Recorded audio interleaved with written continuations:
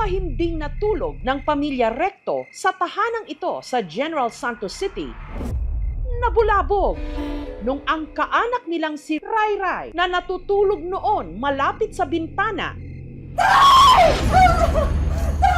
biglang nagsisisigaw. Nagising po ako sa iyak niya. Sa hawak-hawak yung tenga niyan, dami na pong dugo. Ang kanya kasing tenga parang napunit, habang ang kanyang mga braso puno ng mga kalmot. Hindi niya alam kung ano nangyari sa iya.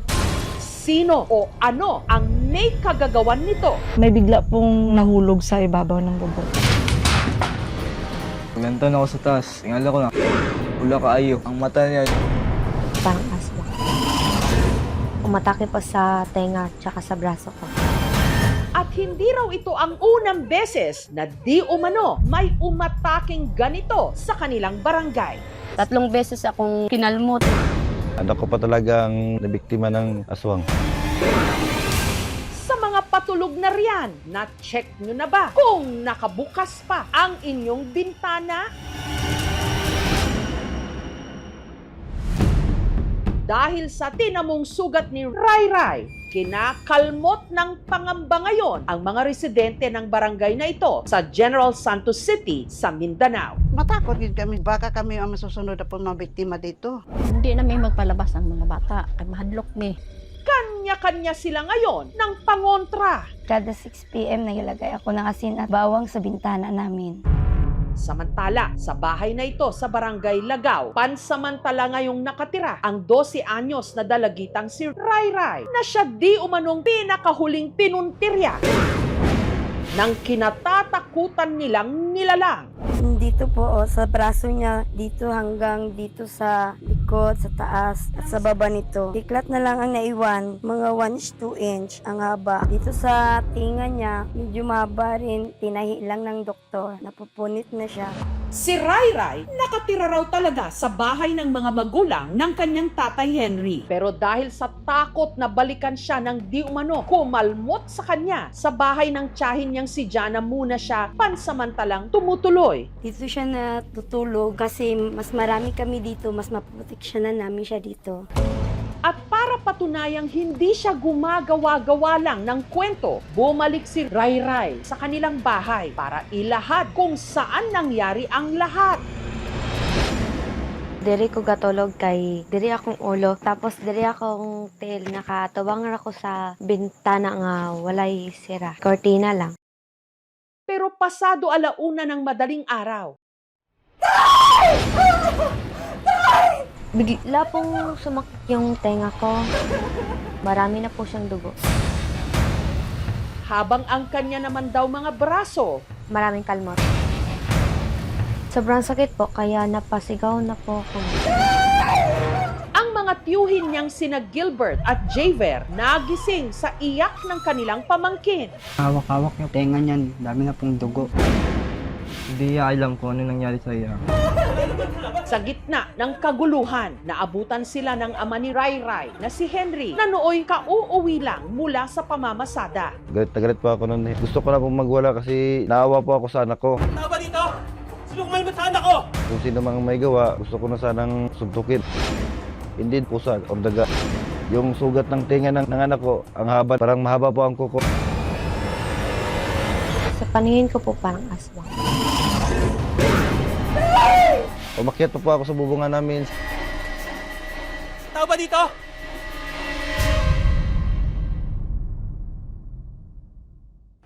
Wala naman tao doon eh!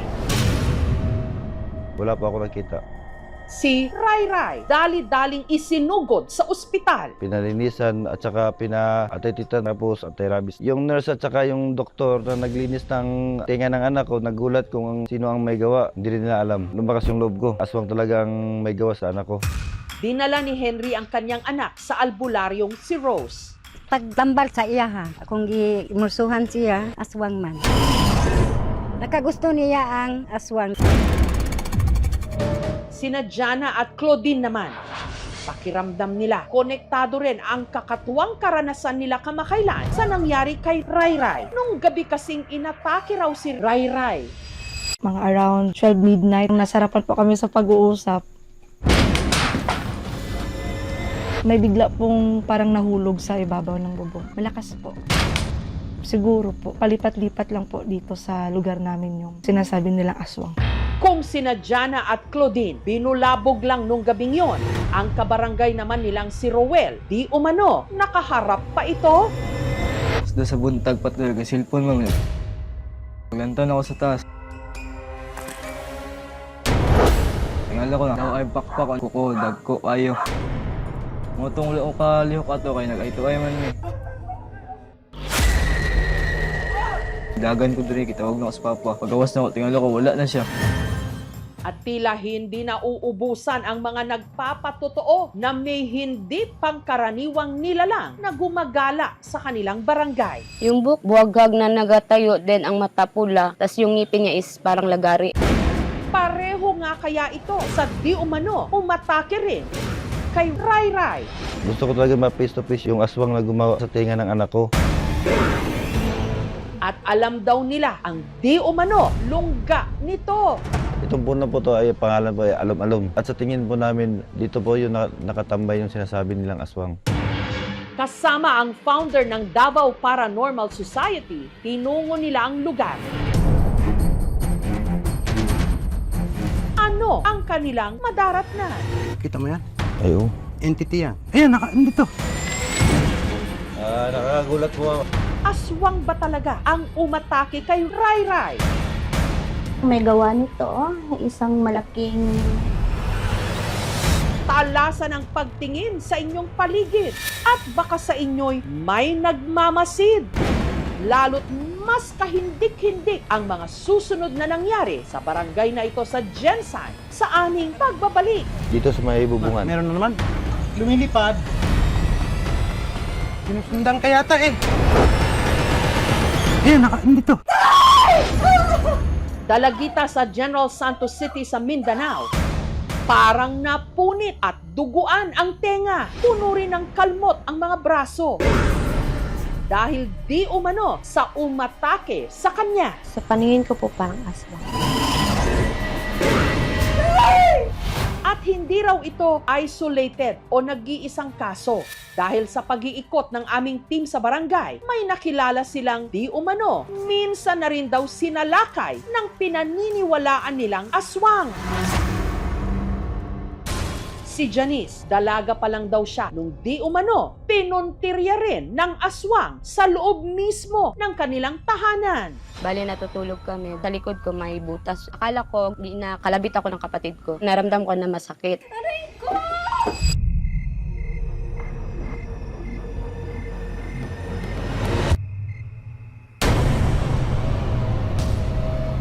So ko nakita na yung ano ng mukha, yung buwagag na nagatayo din ang mata pula, tas yung ngipin niya is parang lagari.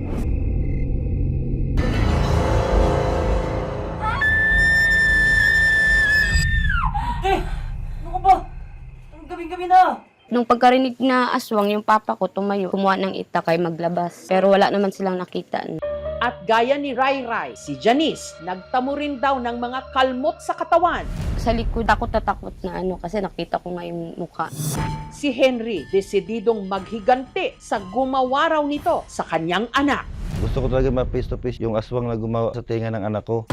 At may hinala raw siya kung saan ito nakatira. Sa punong ito ng alom-alom na nakatindig sa abandonadong lote sa likod mismo ng kanilang bahay. Parang may tumatago ba kasi may gumagalaw paminsanan eh. Kapag tinitingnan ko po sa taas. At ayon kay Ray Ray, sa lugar na ito rin daw niya di umano nakita ang bumiktima sa kanya. Gabi na po yun. Pumunta po ako sa CR.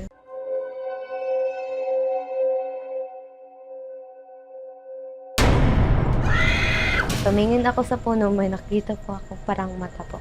Natakot po ako noon kaya binilisan ko na lang po. Kasama ang Davao Paranormal Researcher na si Alfred, tinungo ni na Henry ang puno kung saan pinaniniwalaan nilang naglulungga ang kahindik-hindik na nilalang.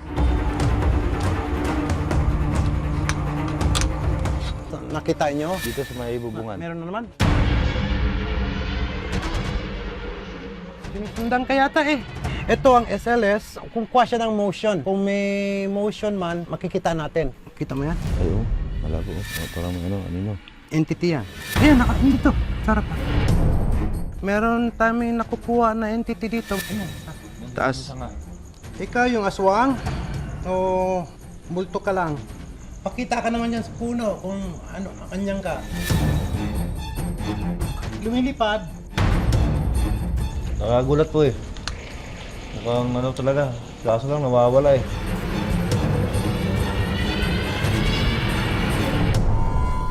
Apparatus will only identify na merong entity. Hindi natin alam kung aswang.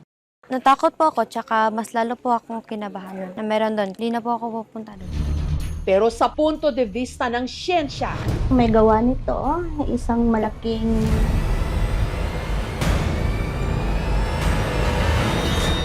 daga po.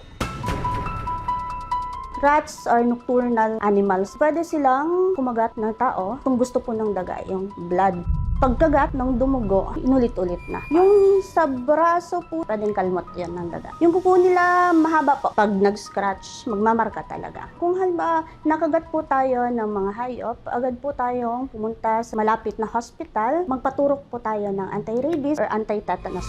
minsan na rin daw kasing may ganitong kaso sa Barangay Lagaw. Natutulog kami. Napansin ko lang na gumalaw yung kortina namin na may pumasok. Tapos yun, kinagat agad ako. Kinalmot ako dito sa palad. May pagkahawi kaso lang sa kanya is nasugatan. Sa akin hindi. Nag-red lang siya. At saka nagising ka agad ako. Hindi po talaga ako naniniwala sa daga kasi kung daga man yun, ang dami po kasing kalos sa kamay ng anak ko at saka ang laking hiwa po sa tinga ng anak ko.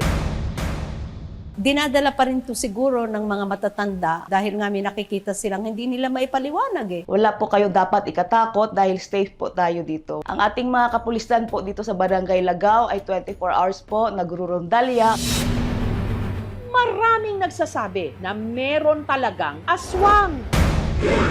Pero magpahanggang ngayon, wala pa rin namang lumilitaw. Kaya marami pa rin ang naniniwalang hindi totoo ang mga kwento-kwento. Pero hindi rin naman lahat ng mga kinatatakutan kathang isip lang. Lalo pat sa dilim ng gabi, may mga tahimik talagang nag-aabang na magpapadaga sa ating mga dibdib. Naghihintay lang ng tamang pagkakataon para dakmain ng kanilang mga kuko ang ating bala.